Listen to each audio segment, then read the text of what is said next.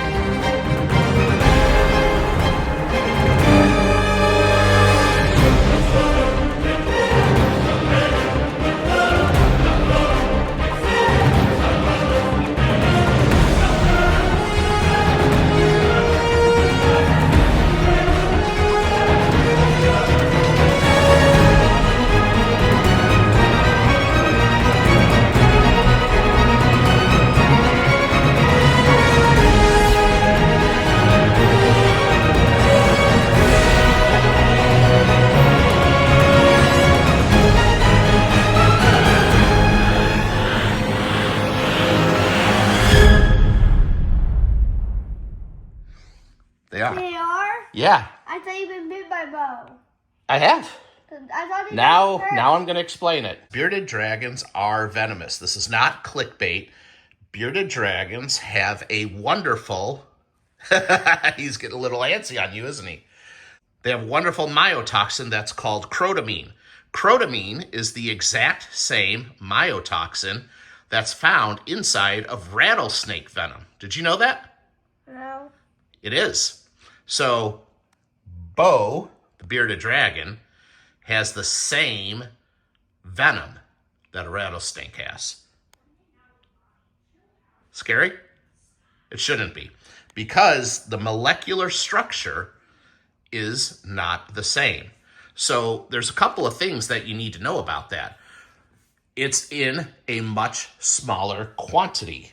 And bearded dragons are not like rattlesnakes.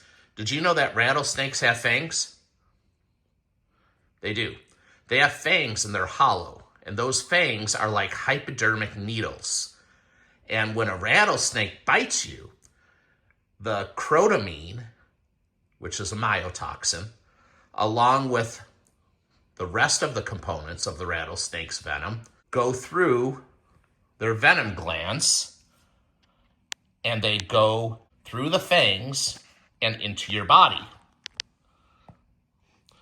Bearded dragons don't have hollow fangs, so they don't really have a delivery system.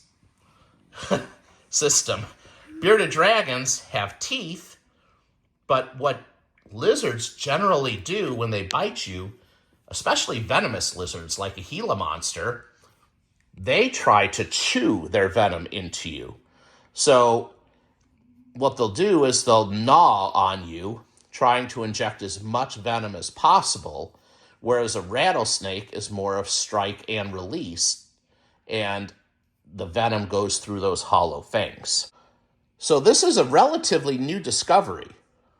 This wasn't really known for a super long time, but nothing has changed, because even though bearded dragons possess crotamine, which is a myotoxin, like I said, it's in much smaller volumes, much smaller quantities. The molecular structure is different, and the delivery system is very unlike that of a rattlesnake or any other pit viper, for that matter. What do you think? Freaked out? Mm-hmm. But it's not going to hurt you. It's harmless to you. It's harmless to humans. It's even harmless to little small children. He's a big boy, isn't he? Mm-hmm. Can you believe he's only a year old? No, I can't. Now, here's the cool part. You ready for this? Yeah. When you get bit by a reptile, did you know it bleeds a lot? Mm-hmm. Okay. Do you know why it bleeds a lot? Most reptiles have in their saliva an anticoagulant. Do you know what an anticoagulant is? No.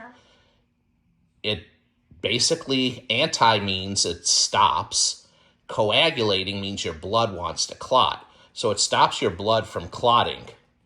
And that means that it essentially encourages you to bleed. Well, guess what happens when you bleed?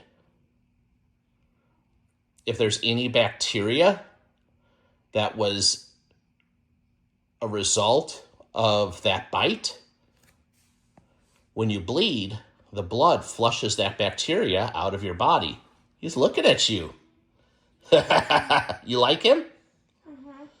Isn't that pretty cool? So actually, if you get bit by a reptile, it's safer than getting bit by a dog or a cat. Because when you get bit by a dog or a cat, many times they have bacteria and it can get infected. Now, if you get bit by a bearded dragon or any other reptile for that matter, you still want to take care of it. You want to wash it. You want to clean it. You want to put on like some type of triple antibiotic neosporin type of ointment to keep it clean. But you have a less chance of getting an infection from a reptile bite than you do from getting bit by a dog. Isn't that crazy? Mm-hmm. You like him, don't you? Mm-hmm. So he's venomous, but he can't hurt you. You learned something today, didn't you? Yes. All right. Well, thanks for tuning in. Say bye-bye.